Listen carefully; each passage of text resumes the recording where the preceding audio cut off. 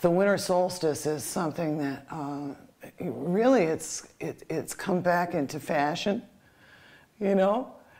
I mean, up until I would say the 60s, we were still preoccupied with December as the Christian sort of honoring Christ's birth and stuff, but really prior to the Christian times, yeah, it was the solstice that people were celebrating, and this was the return of the light. And of course, in our conversation, we were discussing the whole thing with 2012 and how it kind of came and went, and everybody's like, what happened?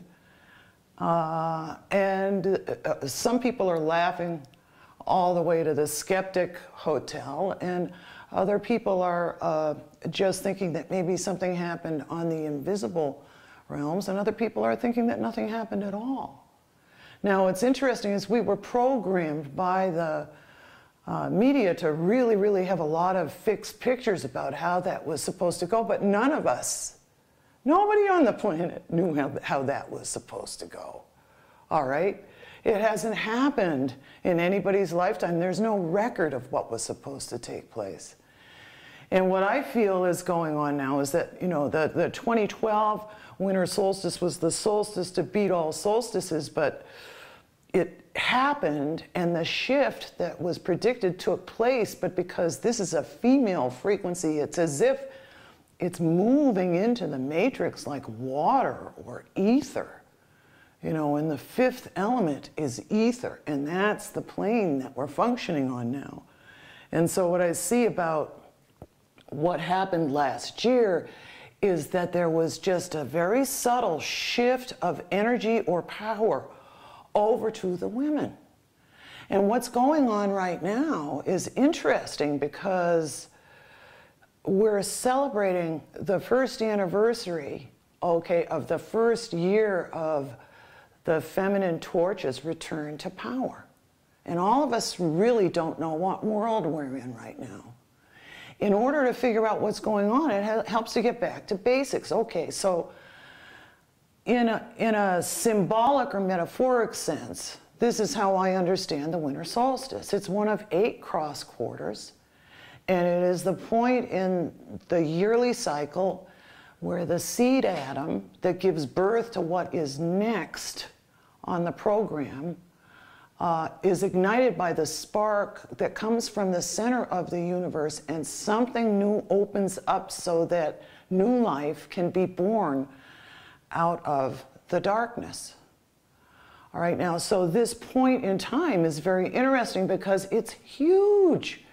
It's like an atomic explosion or something that takes place on a really tiny microscopic quantum level. The light in the universe opens up here, all right?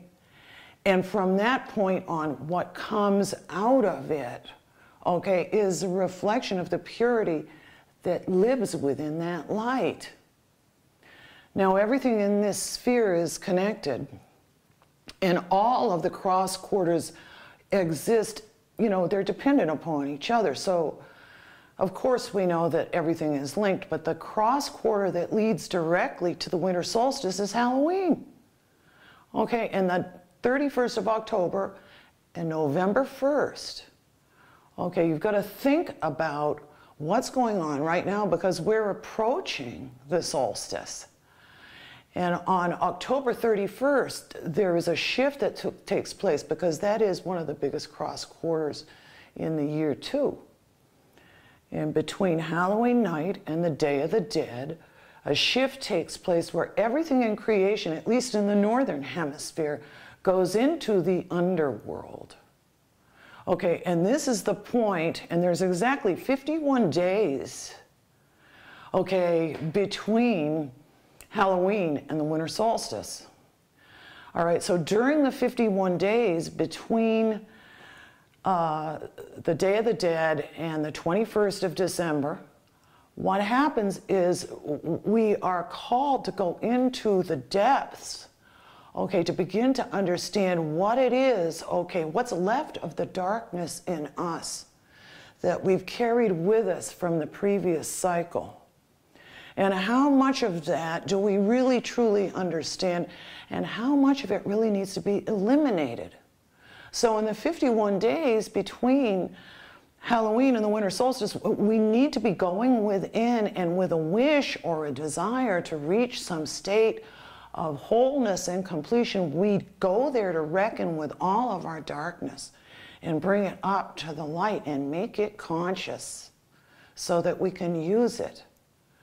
All right, and the point in this is that by the time we get to the 21st of December, whatever it is, we're bringing to the seed atom or to the spark that's going to ignite and create the template for the coming year is absolutely whole and complete within itself. Okay, enough to go into resonance with this quantum experience that is about to change the world. And this is what we're doing now. And you can kind of see it all around you. I mean, I talk to people on a daily basis. I have clients every day who call me with different things going on in their lives. And what I see is that all of us are coming to terms with and reckoning with, you know, our darkest issues. And the point right now is to be able to have the courage to look at that stuff and do the right thing with it. All right? And we're all coming to terms with ourselves right now. But regardless of how we deal with that, what's happening from my understanding, and I mentioned this earlier, is that we entered into a female frequency approximately 1 year ago. And this is the first year that the women on the planet and the female aspect of the men on the planet has begun to get used to what it's like to live with this new set of principles or a different kind of magic. And so my experience of this is, I think maybe it was about a month ago where I finally woke up and said to myself, hey, shit, this is up to you. You have to do something about this. You have to take whatever it is that you've gathered, okay, and share whatever it is, no matter how small, no matter how large, just to give it out and share it and be one of the ones that we've been waiting for. And what I see with women all over the planet now is they're just sort of like rubbing their eyes and beginning to wake up to the fact that it's safe for them to step out and have a voice. All of the women who have been standing up and calling for change, and forgive me if I haven't mentioned your name, okay, but I can think of three just right off the top of my head. Lauren Murray, all right, Karen Hudis, and Elizabeth Warren, the senator from Massachusetts. These three gals, forget about it, okay? They're like all, I see them all as Glenda the Good Witch coming forward like to turn us on to whatever the Wicked Witch of the West has been trying to sell us for the past 13,000 years. And all of those women, okay, Karen Hudis is focusing on the corruption in the political system. Elizabeth Warren is focusing on that as well, and she's working in the system. And Lauren Murray has been bringing to light all of the secrets and lies that surround the way the government and the medical community and the military are all sort of in cahoots. Her focus has been mainly on the issues in Fukushima. So anyhow, what I see going on is that, okay, we are here now, this upcoming solstice that is approaching on the 21st of December this year. Okay, and that's another thing, let me do an aside. It isn't always on the 21st. The Earth isn't a perfect sphere and her rotation is never the same. The diurnal motion of the Earth fluctuates subtly from day to day. So, as with all the planets, including the sun, the way that things change signs and move across these nodes fluctuates from month to month and from year to year. So in any given year, the winter solstice is going to happen anywhere between the 18th of December and the 24th of December. This year it happens to fall on the 21st. So between now and then, it's about going within and really, really bringing your heart and soul down to what is quintessential and pure, and really reckoning with the things that you need to keep, because we are at a place where we're ready to change the world. And in order to do that, the change has to take place at the individual level first. And your responsibility to the Creator, or, you know, out of love for the Creator, what we are supposed to remember how to do today, because we didn't come here just to drive around in cars and go to the bank, is to remember that all of who we are is going out into this stream of creation, and it is us who are going to change the world. So it's important to just remember that nothing you try to do during this stretch of time, okay, is going to be able to really stand up and shine, because it isn't the time for it. The resonance for that kind of thing is just not what's going on right now. And so what I think a good idea is to just go within and figure out how to get clear about who you are and what you want, so that by the time the solstice does roll around, you can light that winter fire, okay, and move your heart and soul into the process that the rest of creation is undergoing.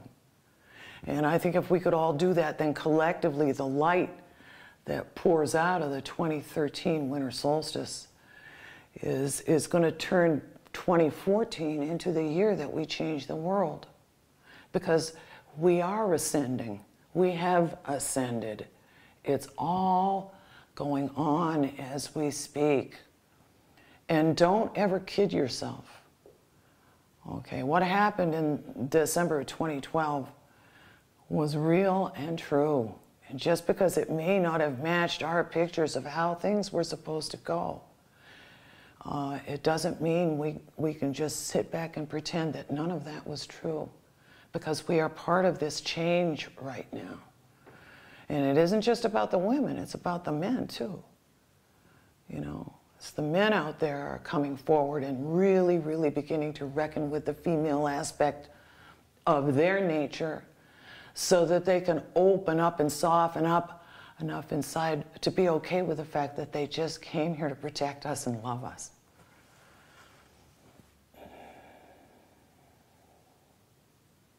I don't know. It's an interesting time, I think, for all of us. And, you know, I hate to use the cliche, but we are the ones we have been waiting for. That isn't a metaphor, it's real. And it's time now for us to think about that more seriously, perhaps, or, I don't know, maybe less seriously, or even stop thinking about it at all, and just learn how to be and embody all of this that we're talking about. Higher frequencies displace lower frequencies. Bring yourself to the light, open your heart, and bring everything that you are to whatever it is that we're going to cook up this year on the solstice.